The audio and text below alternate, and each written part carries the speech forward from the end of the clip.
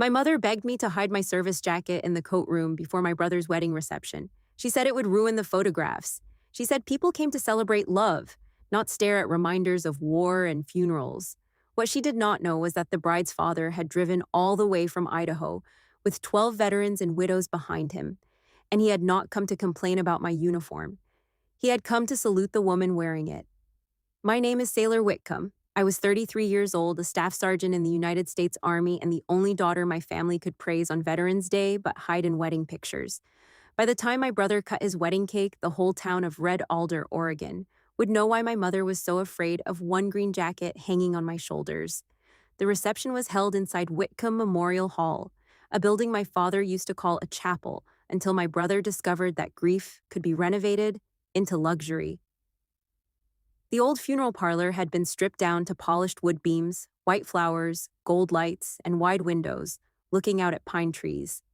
My family still owned Whitcomb Memorial Services next door, the funeral home my grandfather started after Korea. For years, my father, Orrin Whitcomb, sold dignity to grieving families with a firm handshake and a voice soft enough to make you trust him.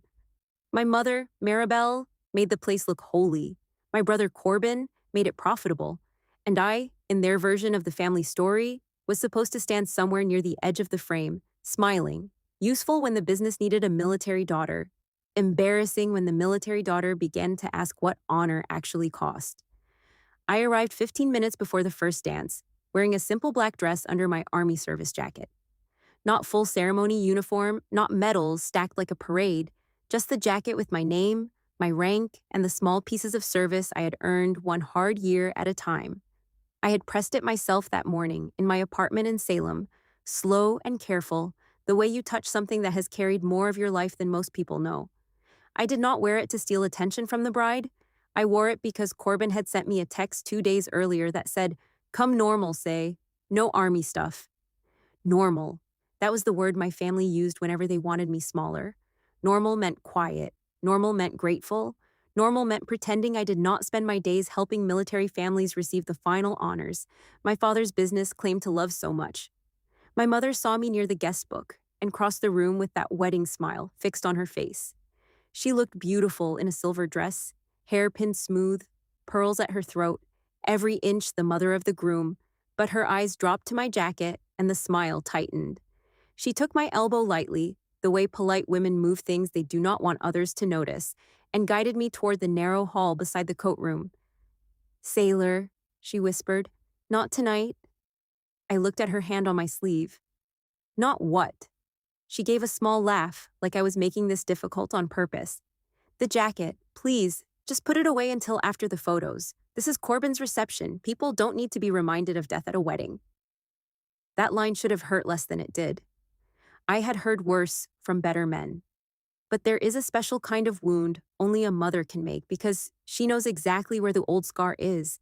I told her I was not removing it. Her lips parted, and for 1 second the wedding mother disappeared. The frightened woman underneath showed through. "You have no idea what this could ruin," she said. That was the first honest sentence she had spoken to me in years. Before I could answer, Corbin appeared behind her, perfect in his tuxedo, golden boy smile, already ready for the room. He glanced at my jacket like it had spilled something on his floor.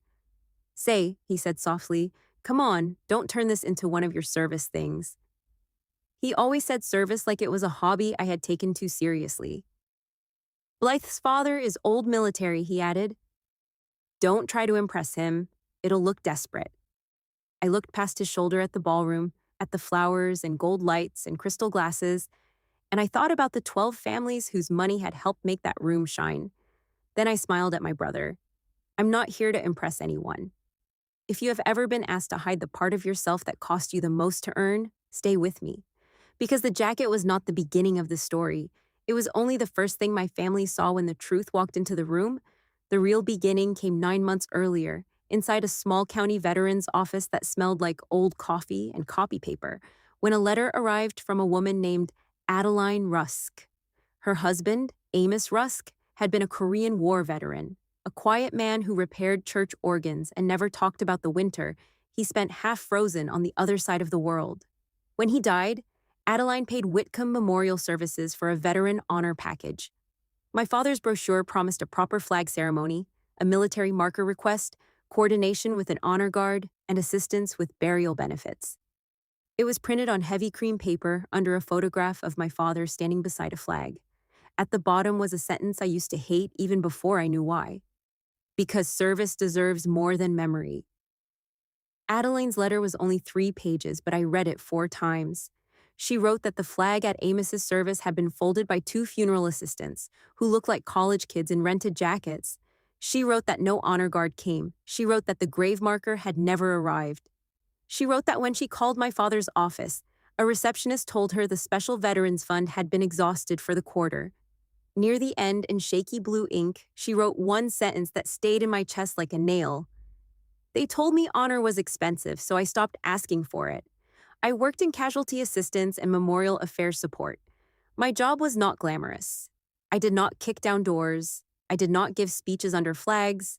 I read forms, corrected records, called offices, and made sure families did not get lost in the paper maze after their worst day. I knew what a missing marker looked like. I knew what a denied benefit sounded like. And I knew when a story had a hole in it. I checked the federal marker request first. No request had ever been filed. Then I checked the state veteran burial assistance records. Funds had been approved under Amos Rusk's name. The payment had cleared. I sat very still at my desk, staring at the screen. Approved funds. No marker. Paid package. No honor guard. Family told the fund was empty. 1 mistake can be incompetence. 2 mistakes can be neglect. But when money moves cleanly and dignity disappears, that is not a mistake. That is a system. I printed the record and locked it in my drawer, then hated myself for how fast my hands were shaking. My father had built his whole name on serving veterans after death. My mother had hosted Memorial Day breakfasts beside flag centerpieces. My brother had just started selling legacy packages to families who could barely breathe from grief. And somewhere inside that polished business, Amos Rusk had been reduced to a line item. I did not call my father. That was the first smart choice I made. The old sailor, the daughter still trying to be seen as loyal, would have called him and asked for an explanation. He would have given me one. My father could wrap a lie in concern until you felt rude for noticing the shape of it. So I did what my job had trained me to do. I followed the paper. I started with Amos Rusk and found another case. Then another. A Vietnam veteran named Hollis Venn, whose daughter paid for a bugler and received a phone speaker playing taps from someone's pocket. A Gulf War medic named Taryn Bowe, whose widow was charged for a grave marker application that was never sent. A Marine named Josiah Ketter, whose family donated to the Whitcomb Veterans Honor Fund and later received a bill for services the fund was supposed to cover. By the end of 3 weeks, I had 12 names on a legal pad, and the same cold pattern running through all of them. My family had done something clever and cruel. They had created a charity-style fund through the funeral home, raising donations from churches, local businesses, and patriotic dinners. The money was supposed to help veteran families afford proper burial honors and memorial services. But the records showed that the fund paid Whitcomb memorial services again and again, while families still received cheaper arrangements or were told certain honors were unavailable. The difference did not vanish. It moved. It moved into business upgrades, private accounts, and then, almost unbelievably, into renovation invoices for Whitcomb Memorial Hall, the very room where my brother was now hosting his wedding reception. Gold lights, imported flowers, a custom bar, a sound system, new flooring where caskets used to pass. My brother's wedding was not just expensive. It was decorated with money that had been collected in the name of dead veterans. Comment the word honor if you believe dignity should never be sold by people with clean smiles. I wish I could tell you I felt brave when I understood it. I did not. I felt sick. There is a pain that comes when strangers betray you, and there is another pain when the betrayal has your last name on it. I thought about my father teaching me to fold a flag when I was 12, his hands over mine, telling me never to let the cloth touch the ground. I thought about my mother making me stand beside him at town events in my junior ROTC jacket, because donors liked seeing the Whitcomb girl in uniform. I thought about Corbin joking that I had joined the army because I liked rules more than people. They had used my service when it made them look noble. They hid it when it made them answerable. The first person I called was not a reporter. It was a county veteran service officer named Rafe Denslow, a square-shouldered man with a patient voice and the kind of tired eyes you get from helping people fight systems that should have helped them already. I gave him no family drama. I gave him names, dates, payments, and missing forms. He listened quietly, then asked me to send everything through proper channels. From there, the circle widened. The State Funeral Licensing Board, the Attorney General's Charitable Activities Division, the County Records Office, a military records liaison who knew how to confirm whether an honor guard had ever been requested. Every step was boring, careful, documented, and slow. That is the part people hate about justice. It does not always arrive like thunder. Sometimes it arrives as a confirmation number in an email you saved 3 different ways. My mother sensed something before my father admitted anything. Her calls changed first. She began leaving messages that sounded gentle but had metal under them.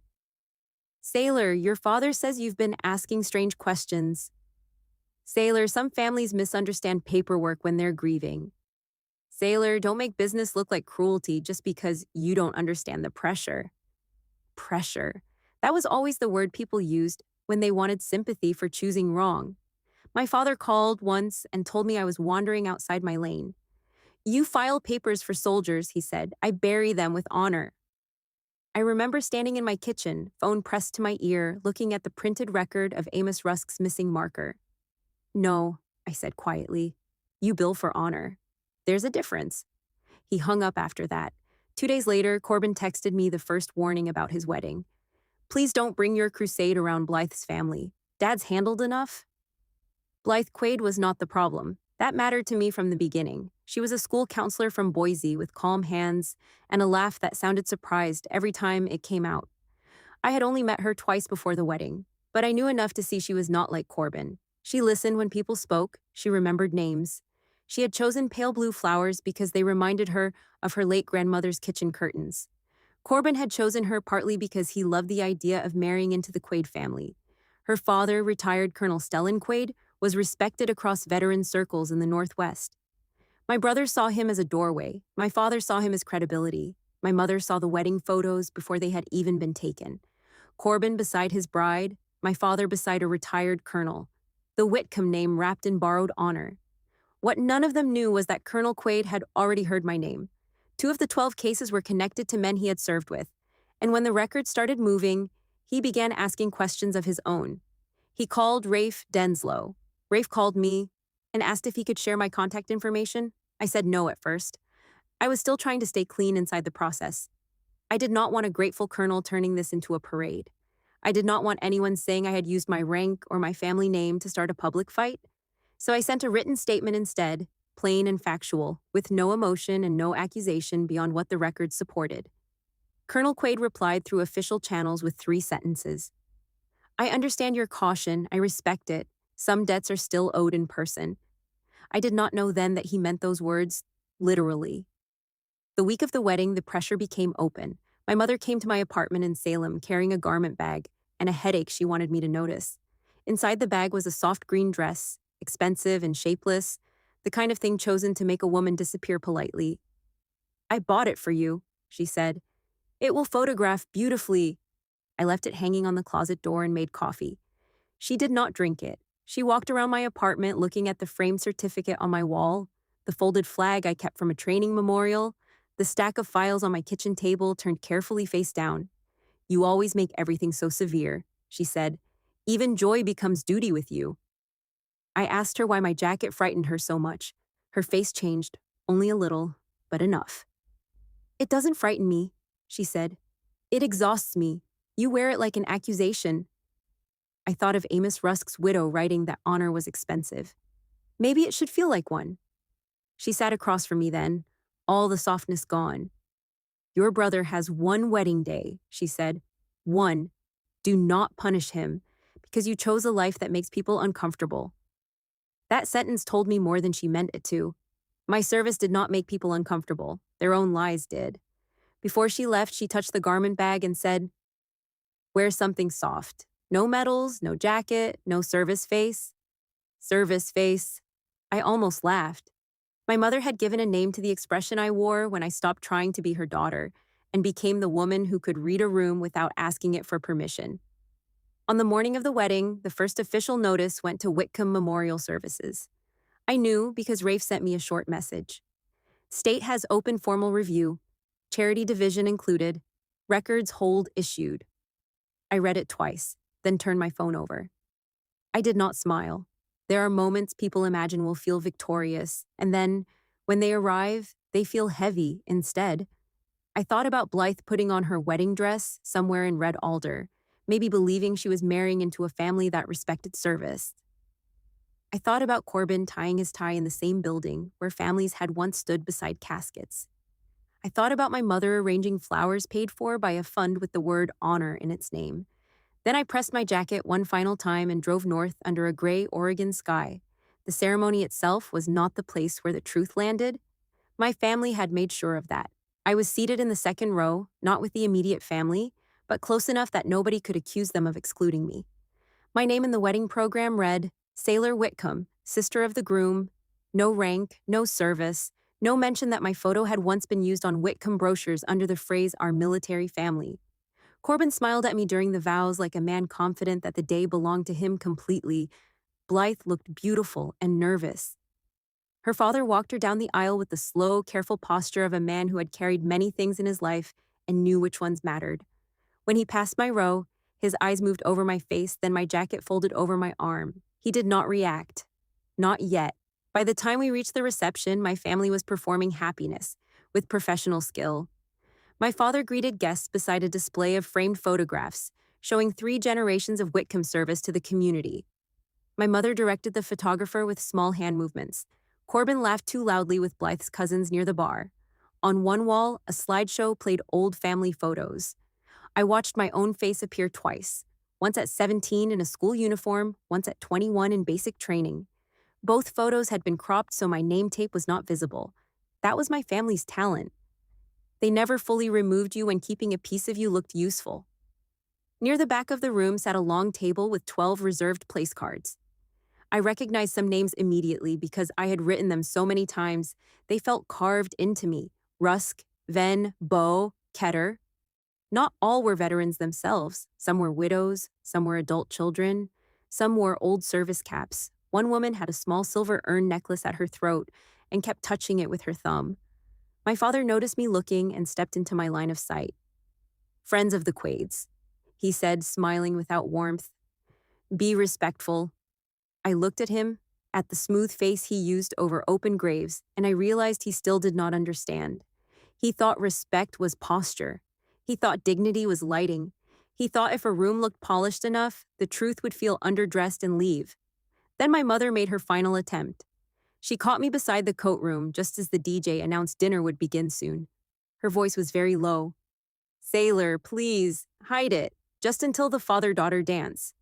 I touched the front of my jacket. No. Her eyes filled, but not with sadness. With anger she had trained herself to make look like pain.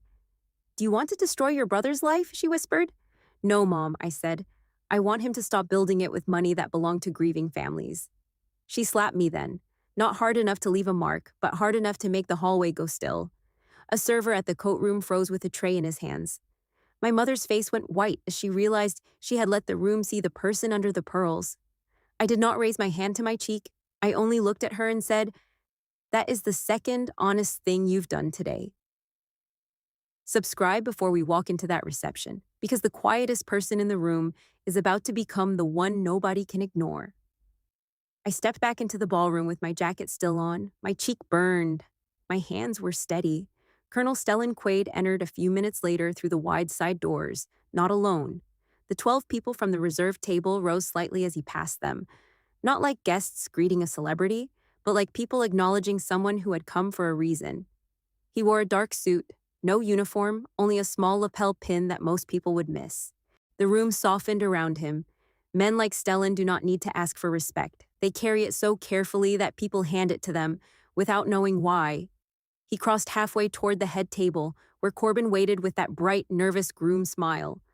Then Colonel Quade saw me, really saw me. The service jacket, the name, the rank, the face from the statements and records and careful emails.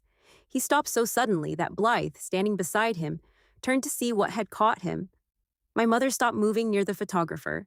My father's smile held in place, but his eyes sharpened. Corbin gave a small laugh, already preparing to make a joke. Colonel Quade did not look at any of them. He walked across the room to me with slow, even steps. For one strange second, I heard nothing but the faint clink of silverware and the blood in my ears. He stopped in front of me, straightened his shoulders, and saluted. The room went silent, not quiet, silent. The kind of silence that does not fall, but arrives. I felt my throat tighten, because a salute like that is not decoration. It is language. It says, I see what you carry. It says, your service is not invisible to me. It says, nobody in this room gets to make you smaller while I am standing here. I returned it, because training lives in the body even when emotion is trying to break through. Colonel Quade lowered his hand first. Staff Sergeant Whitcomb, he said, his voice calm enough to reach every corner of the room. I have waited 2 years to thank you properly. My brother's face changed. My mother gripped the back of a chair. My father took one step forward and then stopped, because men like my father know when a room has shifted away from them. Colonel Quade turned slightly, and at the long table, 12 people stood. Adeline Rusk was among them, smaller than I expected, wearing a navy dress and holding a folded program in both hands.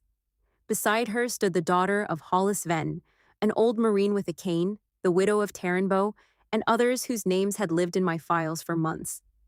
They stood without drama, without shouting, without revenge in their faces. That made it worse for my family. Anger can be dismissed. Grief with receipts cannot. Colonel Quade spoke again. There are families in this room who were told their loved ones could not receive what they had already paid for, what donors had already given, and what their service had already earned. Staff Sergeant Whitcomb did not make speeches about it. She restored records. She reopened claims. She made sure names were not lost because someone decided dignity had a price tag. Corbin laughed once, too sharply. There must be some confusion, he said. This is a wedding. Blythe looked at him as if she had heard his voice from a different room. The older Marine with the cane leaned forward. He did not speak loudly, but the microphone near the toast table caught enough of it. The confusion, he said, was when your family charged my daughter for a bugler and sent a boy with a phone. A sound moved through the room. Not a gasp exactly, more like everyone inhaling the same terrible truth at once. Adeline Rusk lifted her chin. The mistake was my husband being buried like he was a bill your family wanted to reduce. My father said her name under his breath, and I knew then he remembered every file. Not the people, maybe, but the payments. Men like him remember money. My mother moved toward the DJ booth, probably to kill the microphone, but the doors opened again before she reached it. 2 people entered in dark coats, a woman from the State Funeral Licensing Board and a man from the Attorney General's Charitable Activities Division. They did not storm in. They did not shout. They looked almost ordinary, which made the moment colder. My father's face emptied. The woman approached him and said his full legal name, Orrin Whitcomb, then Corbin's. Then she handed him an envelope. Notice of formal license review. Records hold order, charity fund audit, investigation into misuse of restricted donations and veteran burial assistance funds. The words were not dramatic, but they had weight. They were the kind of words that do not care how expensive the flowers are. My father tried to smile. It was painful to watch. This is not the time or place, he said. The investigator looked around the ballroom, at the gold lights, the veteran table, the bride standing very still, and said, We have sent 3 prior notices to your business address. Your office confirmed receipt and requested delay because of a family event. The state is no longer delaying. That was when the room understood this had not happened because I wanted a scene.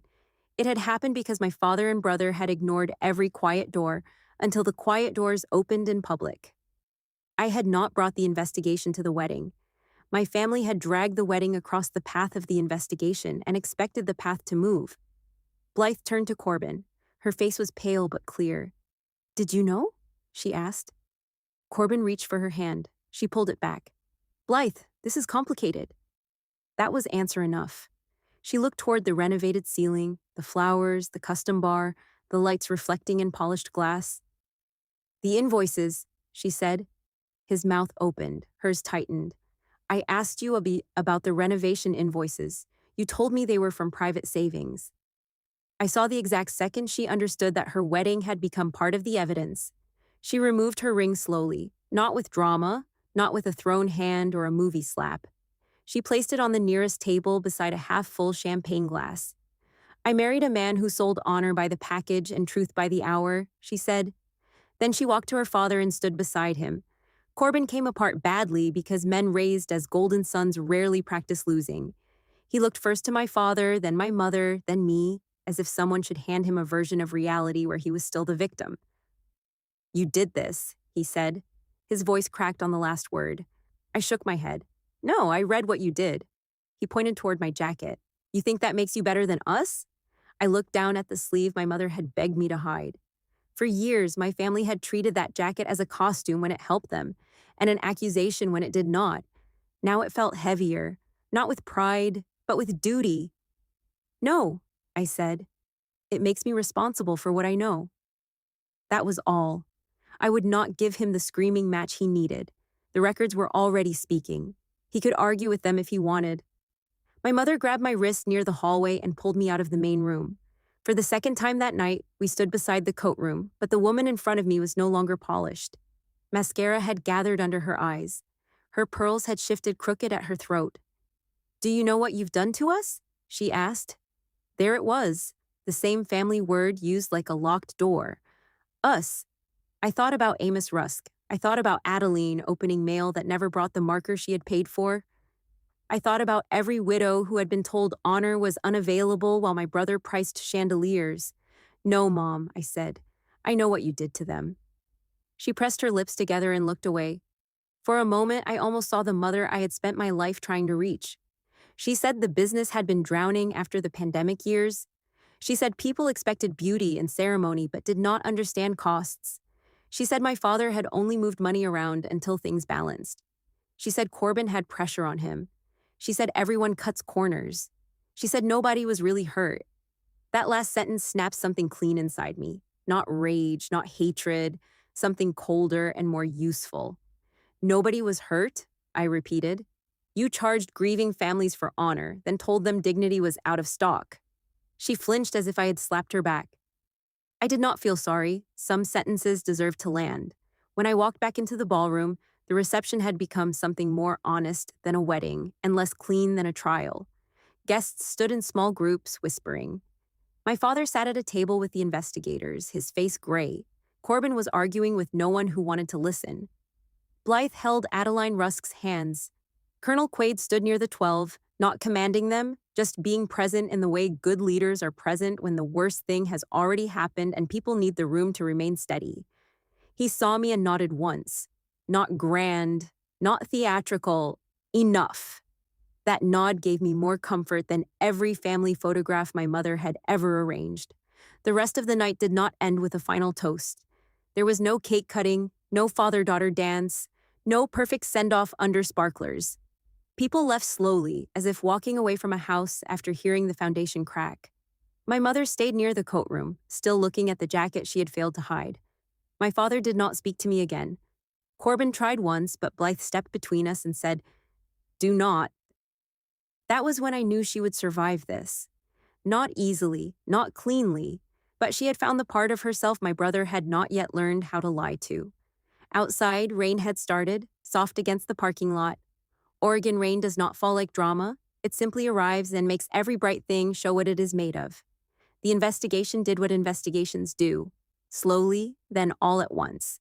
Whitcomb Memorial Services lost its preferred veteran contracts within a month. The charity account was frozen. The licensing board suspended my father's ability to handle certain services while the review continued. Restitution notices went out. Families received corrected paperwork. Graves that had waited too long received proper markers. Honor guards were scheduled where they had been denied. A bugler stood in a cold cemetery one Saturday morning and played. I had taught her boundaries. And now I was seeing how clean they looked when a daughter did not inherit a mother's hunger for approval. Marnie cleared her throat from behind us and said, "If everybody is done bleeding in public, there's a diner 2 blocks over with pie that might not be terrible." Hollis laughed first. Then I did. It was not a big laugh. It was not happy exactly. But it opened something in me that had been locked since November 2006. We did not go back to the motel. We went to the diner. Marnie complained about the coffee. Hollis ordered cherry pie and asked her questions about the tin cup, about the storage room, about whether I had really studied beside a dryer. Marnie told her I used to fall asleep with housing manuals on my face and wake up mad at the book like it had attacked me. For the first time, the story of my beginning did not feel like a wound being reopened. It felt like a map being handed to the person who had walked out of it with me before she could even walk. Later, driving back to Springfield, Hollis rested her forehead against the passenger window and watched Red Heart disappear in the side mirror. "I'm glad I came," she said. "Me too." She turned toward me. "You know what's strange? They kept talking about home like it was a building, but you became home for people when their buildings failed." I kept both hands on the wheel. The highway blurred for 1 second, so I blinked hard and let the road come back. "I learned from the best," I said. She smiled. "Marnie?" I nodded. "Marnie? And you?" For a long time, I thought the worst thing my father did was make me leave while I was pregnant. But the worst thing was teaching me that shelter could be used as a weapon. A roof over your head should never be a leash. A family name should never be a bill you pay with your dignity. And love that demands you abandon your own child is not love. It is reputation dressed up like morality. 20 years later, my family begged for my help, and I gave them the only help I could give without betraying myself. I told the truth. I protected the people who might have slept in unsafe rooms. I let the record show what the building had become and what my father had always been. The Vale Motor Lodge never reopened under my father's name. Months later, a nonprofit bought the property, tore down the unsafe wing, and turned the front building into short-term apartments for families waiting on permanent housing. I visited once after the renovation. There were new railings, bright doors, working smoke alarms, and a small office where a tired mother could fill out forms while her children sat safely beside her. Nobody there knew my history. They did not need to. Some victories are not about being recognized. Some are about knowing the door stays open for the next person. That is my story. I was 18, pregnant, and told I had to choose between my baby and my family. I chose my baby, and 20 years later, the family that abandoned us came begging for the woman that choice created. If this story reminds you that real family shows up before you become useful, share it with someone who needs to hear that. Leave your thoughts in the comments, subscribe, and I will see you in the next story. Commentary, discussion, explanation, and lessons. Before we close this story, let's stay with it for a little longer. Because Tamsin's life is not only about one father, one motel, or one city hearing. This story is about what happens when a family calls something love, but uses it like a lock. It is about the difference between a house and a home. It is about the kind of people who close the door when you are weak, then come back years later when your strength becomes useful to them. And more than anything, it is about a woman who did not become cruel after being hurt. She became clear. Think about the first choice Tamsin was given. She was 18, pregnant, scared, and still young enough to need her parents. That is the moment when family is supposed to become a shelter. Not perfect, not always calm, not always happy, but present.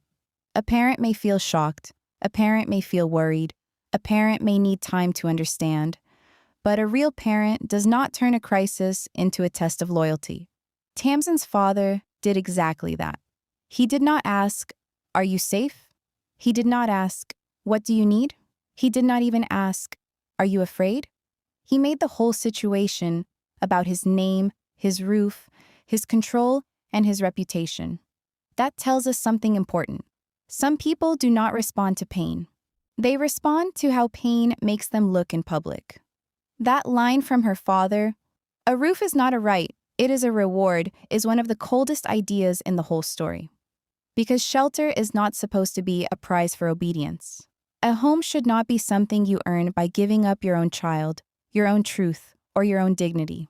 When someone uses food, money, a house, a job, or family support as a weapon, they are not building love. They are building control. And that is what Tamsin understood later in life. She did not just lose a bedroom that night. She learned how dangerous it is when safety depends on someone else's mood. Now let's talk about Saylor, the mother. Her role is quiet, but it is not small. Sometimes the loud person does the damage, and the quiet person makes the damage possible. Sela did not throw Tamsin's things into the street. She did not say the cruelest words. But she stood there with the coat in her hands and did not give it to her daughter. That one image says so much. She had warmth in her hands. She had a chance to make one small choice. She could have said, "Take the coat." She could have walked down the stairs. She could have followed her daughter. She could have called later. She could have shown up at the hospital. She did not. Silence is not always peace. Sometimes silence is the place where courage should have been. The cassette tape makes Sela's silence even more painful. She kept the recording of Tamsin calling after Hollis was born. She listened to that baby's voice. She kept the sound of her daughter asking to be seen. But she did not answer. That is a very different kind of betrayal. It means Sela was not ignorant. She was aware. She had the proof of life. She had the chance to respond. Instead, she turned motherhood into memory. She kept the recording, but not the relationship. And that is why Tamsin's response is so powerful. She does not scream. She simply says, in her own way, "You do not get to turn your guilt into love after 20 years. That is not cruelty. That is truth with a backbone." And then there is Ansel, the brother. He is not the main villain, but he shows us the family system. Tamsin was punished for one pregnancy. Ansel was excused for years of weakness, mistakes, and neglect. That is a very real pattern in many families. One child becomes the shame. Another child becomes the investment. One child has to be perfect to be accepted. Another child can fail again and again, and people still call it potential. The story shows how unfair that system is. Tamsin's father believed his son was the future because he was the son. But that belief did not make Ansel responsible. It made him comfortable. And comfort without accountability can ruin a person slowly. The motel is also more than a building. It is almost like a symbol for the whole family. From the road, it still has a sign. It still has a name. It still has history.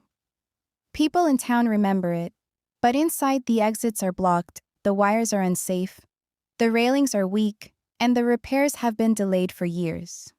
That is exactly how the Vale family works. Outside, they have reputation. Inside, they have rot. Outside, they talk about family pride. Inside, they abandon an 18-year-old girl. Outside, they say the motel served people. Inside, they let it become unsafe for guests and workers. This is why the city hearing is not only about code violations. It is about the truth finally becoming visible. Tamsin's career is one of the strongest parts of this story. She becomes a housing safety and relocation consultant. That is not random. It connects directly to her wound. She was forced out with nowhere to go, so she built a life helping other people when they lose shelter. But notice the difference. She does not help people by breaking rules. She helps them by understanding rules, reading documents, taking photos, asking questions, and making sure the system cannot ignore them. That is a mature kind of strength. Some people think revenge means destroying others. But Tamsin's revenge is different. She becomes the person her younger self needed. That is a lesson worth holding. Our pain can either make us repeat harm, or it can teach us where harm begins. Tamsin could have become bitter and said, "Nobody helped me, so why should I help anyone?" Instead, she said, "I know what it feels like to be unsafe, so I will help other people find safety." That does not mean trauma is good. It is not. It means a person can still choose what kind of meaning they build after trauma. Tamsin did not let her father write the final definition of her life. The most interesting thing about the family's return is that they do not come back with love. They come back with a problem. This is very important. Sometimes people who abandoned you will not come back when they miss you.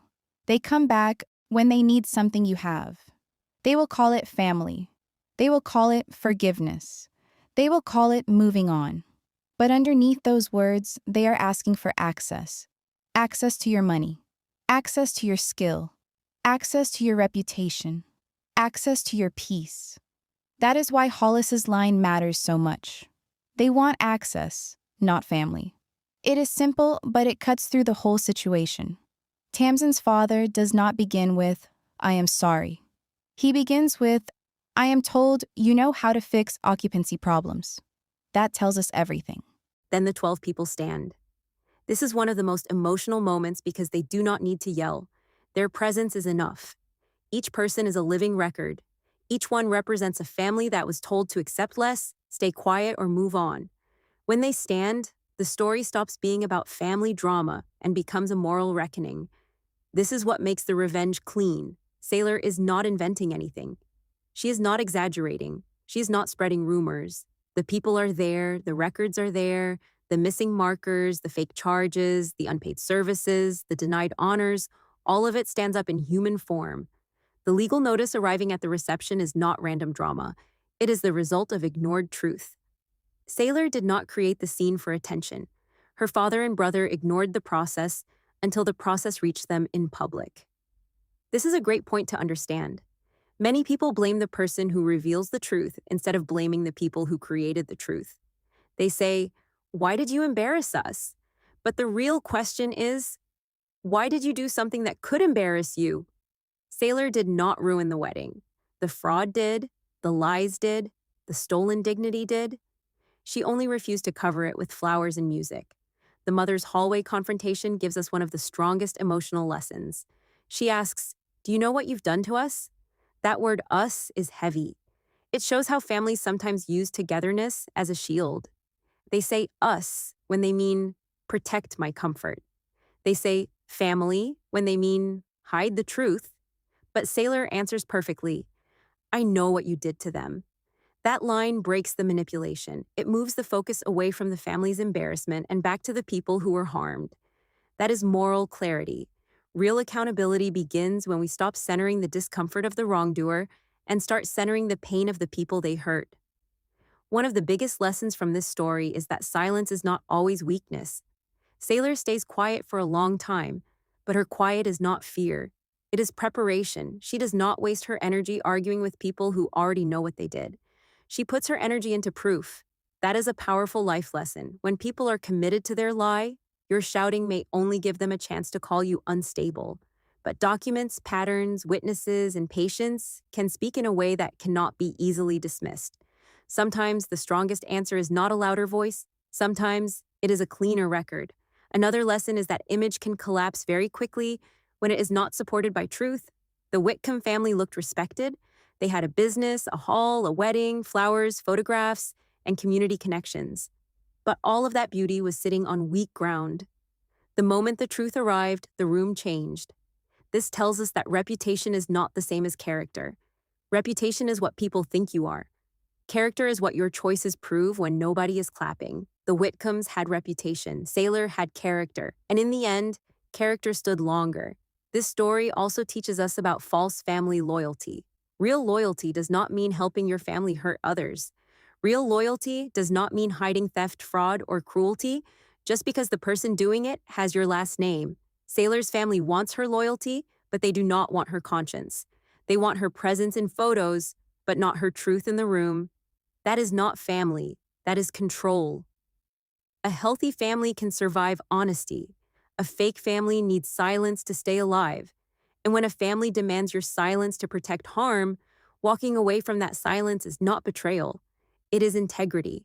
Saylor's service jacket becomes the perfect symbol because it carries two meanings at once. For her family, it is a threat. For the veterans and families, it is a sign that someone remembered them. That is why the ending feels satisfying. Her mother thought the jacket would ruin the photographs, and it did. But it only ruined the fake photographs. It ruined the picture of the Whitcombs as honorable people. It ruined the clean family image. It ruined the comfortable lie, but it created a truer picture. 12 people standing, one colonel saluting, one daughter refusing to hide, and one room finally seeing what had been buried under polite words. So what should we take from this story? First, never let people shame you for the part of your life that was earned with discipline and sacrifice. Second, never confuse a polished image with a clean heart. Third, when something feels wrong, follow the details. The truth often hides in small things: one missing form, one unpaid service, one letter from someone nobody listened to. Fourth, do not rush into loud revenge when careful truth can do the work better. And finally, remember that dignity is not something other people give you when they approve of you. Dignity is something you carry even when the room wants you to leave it in the coat closet. In the end, Saylor did not win because she embarrassed her family. She won because she honored people her family had embarrassed, ignored, and cheated. She did not destroy a wedding for revenge. She allowed the truth to enter a room that had been decorated with lies. And that is why this story stays with us. The most powerful person was not the father with the business, not the brother with the wedding, not the mother controlling the photographs. The most powerful person was the daughter who stood quietly in her service jacket and refused to make herself smaller for people who had made honor cheap. So if this story touched you, think about your own life for a second. Have you ever been told to hide your strength because it made someone else uncomfortable? Have you ever been asked to stay quiet so a family image, a workplace image, or a public image could survive? This story reminds us that the truth does not become wrong just because it arrives at an inconvenient time. Sometimes the thing people beg you to hide is exactly the thing that proves who you are. And sometimes, when you finally stop hiding it, the right people will stand up. The end.